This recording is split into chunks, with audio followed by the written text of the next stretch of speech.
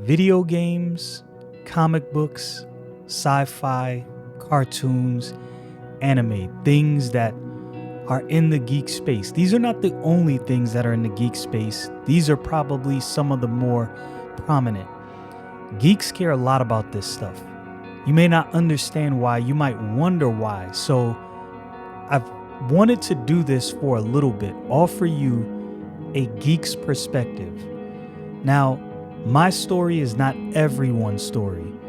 Some people's are probably similar, some a little different, but I think geeks primarily have the same concerns.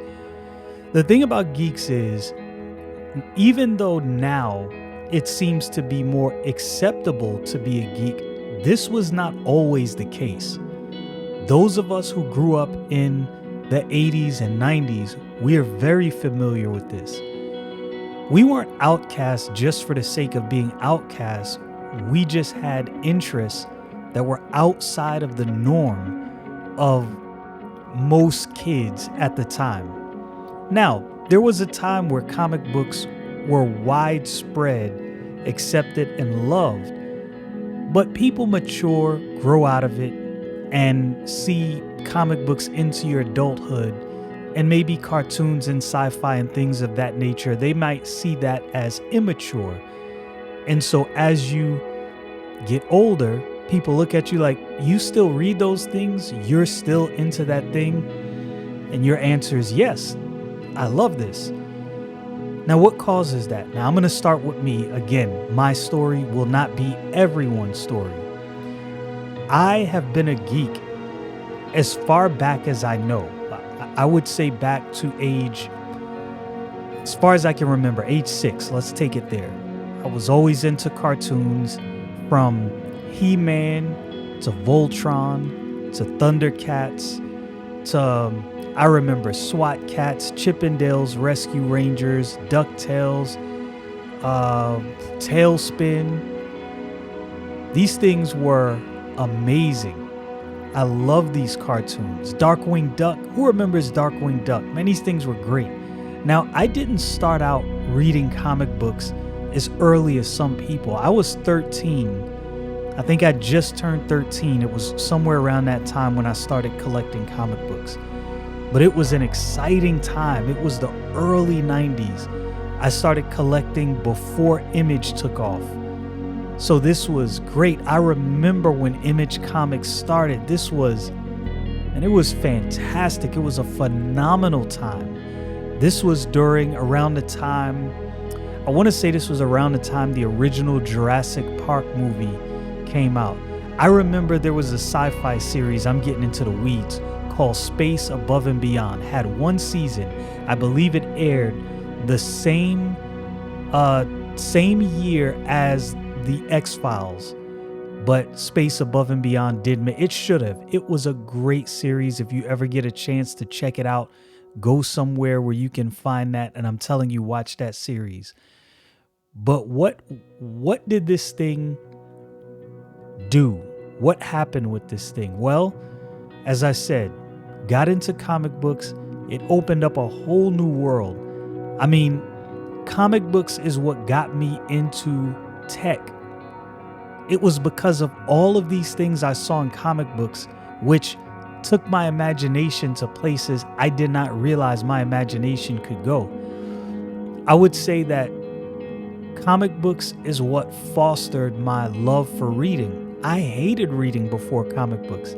Comic books was the gateway drug, so to speak, that led into reading many other things outside of comic books. I remember the first time I read the Doom books, if you remember the Doom video game, the original on a PC, and then it was on the Super Nintendo and then the Nintendo 64. And I remember going to the library and checking that book out and reading all three of the first original 3 books. And man, I was terrified, but the book was so good I could not put it down. It wasn't horror, it was a thriller, like an action thriller. And man, I felt the action on every page. You see, for those of us who are geeks, the things we love gave us an outlet. it was disconnected from anything that was going on in the world. I mean, it was something like you've never seen. You got to see stories that were expansive, universes that you could just imagine what happened next. I remember the first time I read Spawn, the first time I read Wildcats, the first X-Men book I read. I remember reading Conan. There was a gentleman on the street we lived in. I grew up in Brooklyn, born and raised, and there was a street we lived on, Autumn Avenue in East New York, Brooklyn, and there was a dude who lived on our block. For whatever reason, and this was the beginning of my comic book journey, I had bought a few, and somehow I guess he found out I had gotten into comic books, and he gave me, I can't remember if it was his entire collection of old comic books, and I still have them to this day.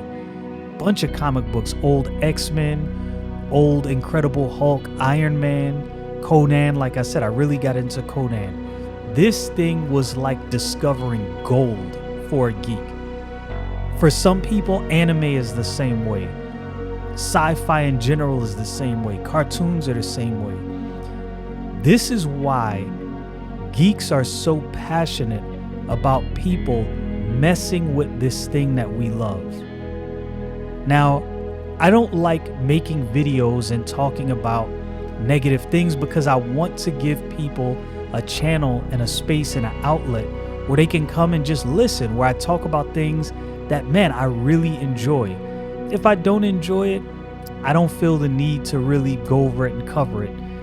I started to do that early on with my channel, and then I just realized, man, I don't really like covering things that I don't like, so I won't do it. My channel will be a completely different thing. If I cover it, I may have critiques, but you can rest assured I actually like this thing.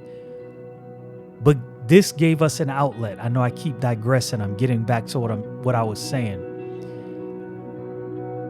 There came a point in the early 2000s where comic book movies kind of invited people into the geek space. I remember talking with my youngest son who was into anime.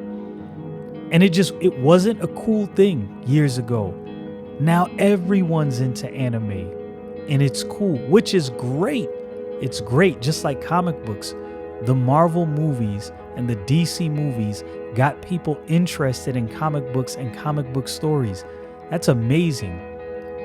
The problem comes in where people who didn't really like comic books or anime or cartoons or sci-fi get into these things and then want to rearrange the furniture without understanding the nature.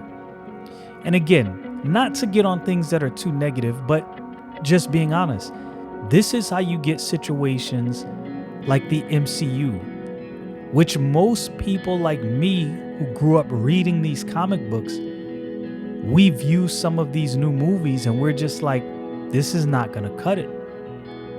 This is why geeks have always been so protective over this space. We're the outcasts. We enjoyed the things other people didn't enjoy. But the beauty in that is nobody messed with it. It was left alone. Now, because there's money to be made in some of these things, people feel the need to come in and rearrange the furniture. Trying to make more money. I get it. But this puts us up in arms. This is our space. This is the thing that no one else was interested in. This is the thing we were ridiculed for enjoying. And now the people that wanted nothing to do with this thing are trying to destroy this thing. Maybe not on purpose, but this is why it matters so much to geeks. This is from a geek's perspective. We just want to be able to enjoy good stories told well that is consistent with the lore that we've kept up with for years. We don't want to see people who are not interested in these stories come along and change things that don't need to be changed. If I could send a message to Hollywood that could actually get to Hollywood, that could get to these directors, that could get to these people in the comic book industry, I would say this: just make good stories. Stick with the lore. These are the things we love. Look, if you stick with the lore, you will be repaid in kind, because us geeks will stand behind the things we love.